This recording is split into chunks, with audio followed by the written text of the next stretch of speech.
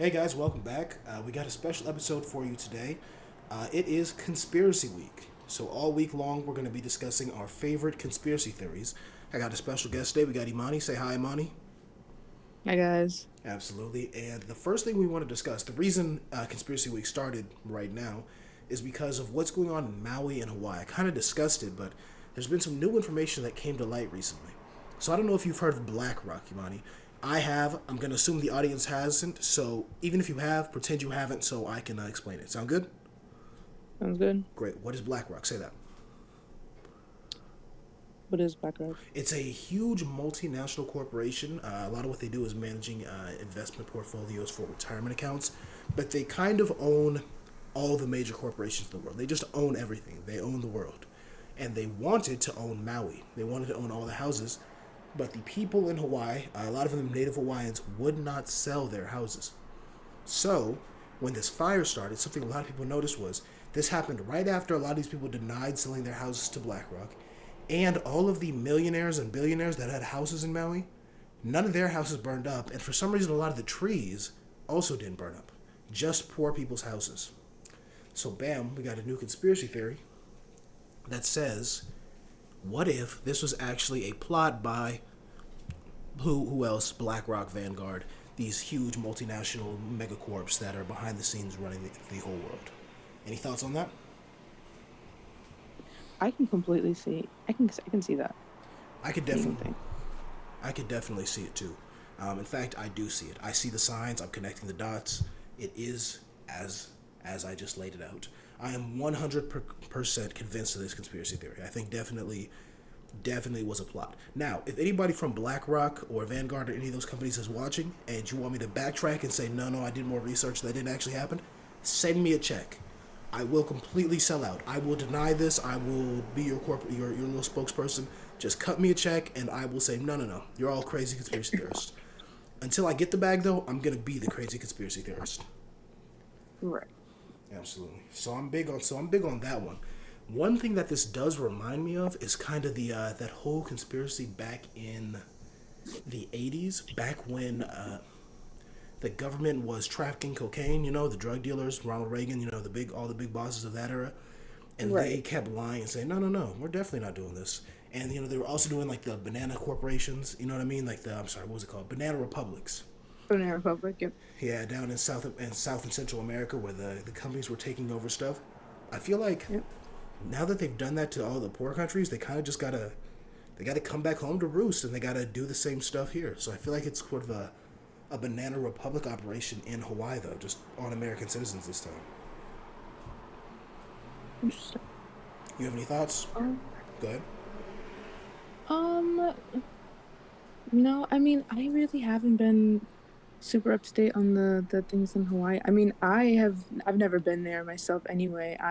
I've known the history for a while. I personally don't have any business there anyways, and I know that the natives have been trying to get people to stop vacationing or to get other people to stop vacationing there for years now. So I don't know. I just haven't really been paying much close attention, but it's definitely something that I feel that the U.S. is capable of considering their record of Yeah.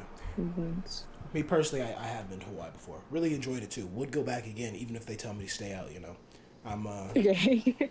yeah, I'm big on doing things I like to do. I'm not big on not doing things I like to do or doing things I don't like. So I would, if they paid me some money to go to Hawaii and advocate for tourism and chill and do all that stuff, 100% I'm doing it. I think you should too personally. But hey, I can't convince everybody else to be as much of a bag chaser as I am. So if you're a person with morals, hey, I guess that's who you are. Be who you want to be. Me personally, Should. yeah, me personally though, always gotta chase the bag. Always gotta get some money. But yeah, it is interesting. The one thing I always like to do when I'm keeping up with conspiracy theories that are making the rounds on the internet is see what possible way there is for me to use this to my advantage. The huge thing that I'm looking at right now is I wonder how many construction workers they actually have in Hawaii. You know what I mean? Like native, like construction workers. Because a big part of the, I don't know if you know this, but a big part of the construction workforce in America right now, in mainland America, is immigrants, immigrant labor. So I'm thinking maybe Yeah. I could be like the closest thing they have to immigrant labor in Hawaii. You know what I mean? Like they'll just bring Mm, me over, and I'm just gonna take over a construction company. This honestly sounds like, man, this is my favorite thing about conspiracy theories. It's just you can use them to make money. Because I wonder if BlackRock. See, that's the thing. I bet you BlackRock, these crazy evil companies, what they're gonna do is burn down all these houses, buy up the land now that the people who are in it are dead or homeless. They're gonna take whatever they can get, mm-hmm. and then they're just gonna build new luxury stuff on top of it. And I could go there and build the luxury stuff. Oh my god, this is all turning up, Chad. Everything's coming up Mm. good for me. I mean, yeah, that reminds me of damn, I can't even remember what it was. It was the thing that happened, I think it was in Chicago and they did the same thing. Or something happened, like they burned down or some kind of like occurrence happened. They were like, "Oh no, these low income houses are gone now. What shall we do? We're gonna We're gonna build stuff put for rich people. some rich people stuff on top of it. God, Call it a day." And can't believe I forcing missed. everyone to move out and be like, "Well, suck, figure it out." It's exactly what they're doing. I feel like they take like little gaps. And people like pretend like they don't catch on, but they're like, let's do this here in like the like early late 90s. And then we'll do it another time in the 2000s. And then later on. And it's interesting seeing these sequence of events that happen over the course of, I mean, since like, honestly, like what, like Nixon? Yeah, history's a cycle. Crazy. Yeah. Interesting that you bring up cycles and things happening over and over like that, and the same people being involved in a lot of stuff. Because, fun fact, the current director of like the recovery and the rebuilding of Maui and like the what's it called, it's the crisis response team. That's the leader of that. He got his start. The government official who's doing all this after the Las Vegas shooting. Do you remember those in like 20? I want to say 2018, 2017, the Las Vegas shootings. Oh, Uh, yeah. yeah, Yeah, that I briefly remember it. yeah, that crazy dude. That was the weirdest one because there was a whole lot of weird stuff. There's all sorts of like conspiracy theory content about that. I might make a video about that in the future. But the Las Vegas shootings was one of the most interesting cases I've ever seen. And everybody who's into any conspiracy theory circles thinks 100% like there was something shady going on there. It was a cover up. So it's interesting that the same people in charge of the Maui crisis response were also in charge of the crisis response there. Now, to play shill for the government here, it's also possible that this is just the most qualified guy. So anytime Hmm. something super crazy happens, they're just going to send the best guy. And when it's all conspiracy theoried out, and people like to do conspiracy theories for all the biggest events. They don't do it for small stuff.